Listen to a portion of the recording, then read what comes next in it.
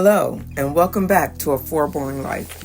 This will be the final installment of executing my garden plan for the walkways of my herb, vegetable, and flower garden. I always buy my pavers from Home Depot, but this year the pavers suffered from Shrinkonomics. They were much smaller this year than the ones that I had purchased in previous years. I am using Vigoro pea pebbles to fill in the spaces between the pavers. I chose these pebbles because I like the crunchy sound they make when you walk on them, and I feel that they give the garden that European look. If you notice my rake, it is vintage and just the right size for this job. Guess where I purchased this from? I got it from an estate sale for $3, and I love this little rake.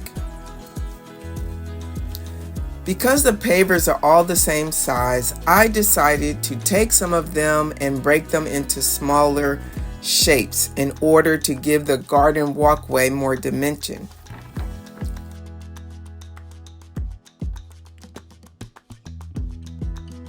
Because the pavers are all the same size, I decided that I needed to break some of them up into smaller shapes. I thought by doing this, it would give the walkways more dimension. I'm sorry, but I didn't feel me taking these pavers and dropping them on the driveway so that they would crack, but that is how I got these different shapes. As you can see, having these different shapes really fills in the sides instead of me just having straight pavers. Do you have any garden books that inspire you to garden? Back in the early 90s, I saw a woman on a TV morning show called Mrs. Greenthumbs. She wrote a book about how she turned a boring yard into a glorious garden and how you could too. Her name was Cassandra Dance. This was way before YouTube, Instagram, Facebook, Pinterest, all of that stuff. So if you wanted to know what she did and how she did it, guess what you had to do? You had to read her book. This book has no pictures. So if you read it, you have to leave a lot to your imagination when she's describing her garden. She is the person who influenced me to go to abandoned lots and get flowers. Is what she did in her book. My first abandoned flower that I ever took was growing on the side of the road, and it was a vining rose. I was only able to get a small piece, and it took 3 years for it to grow. I made an arbor at a PVC, and when it bloomed, it was glorious.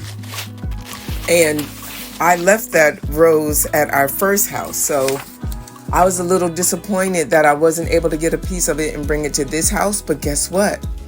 3 years ago, I found this rose again growing wild, and you know what I did? I got me a piece of it, and now it is growing on a trellis in my backyard. I have it growing in a flower pot that I made out of an old paper shredder bin that I put holes in, because I believe in recycling. So everything that you have, always try to think of some way that you can repurpose it and use it somewhere, especially outside in your garden. I have 2 other books that I love to read and look at the pictures. One is called Mary Engelbrecht's Outdoor Book, and the other book is called A Room Full of Flowers. I used to love to refer to these books and just look at the pictures and get inspiration on what I could do in my garden. And like I said, these books came out way before Pinterest, Facebook, and all of those things. I used to love to go to Barnes & Noble and get books and just look at the pictures. And sometimes I read them, and of course, sometimes I purchase them. So I have a question for you. Do you still purchase any books about gardening? Or do you only use the internet, Google, social media to get information and pictures to inspire you to garden?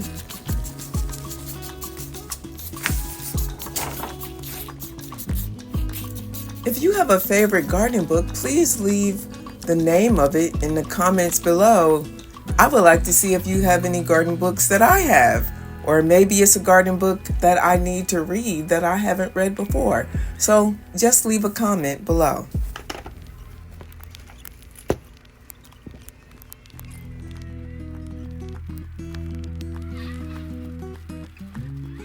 I am on the last row of my garden.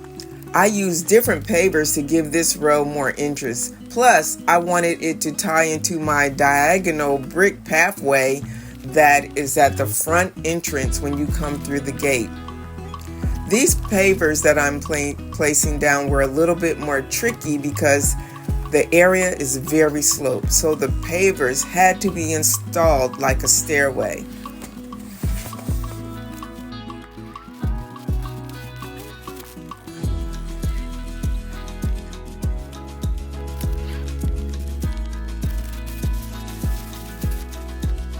If you notice, I'm not really in my garden clothes. I came outside with my lounge clothes on, and then one thing led to another, and then I decided I was going to start working on the garden, and so I started working in the garden in my lounge clothes with these Ugg boots on, and of course the mosquitoes came and got me, so I had to go put on my garden jacket. But do you ever do that? Do you ever walk outside and the next thing you know, you are gardening and you're ruining your good clothes? Because I don't know how people do that when they come out with these really nice looking clothes on. They say they're gardening. I'll get too dirty to do that. Just a question. So now we are finished. I have finished making my pathways, and this is what the garden is looking like now with my walkways.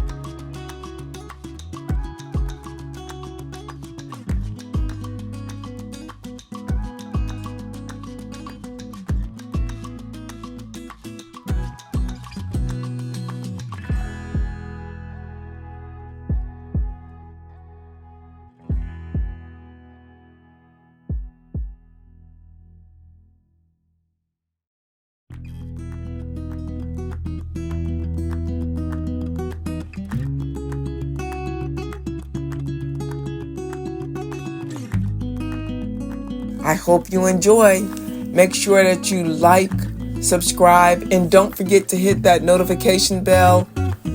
Thank you for watching.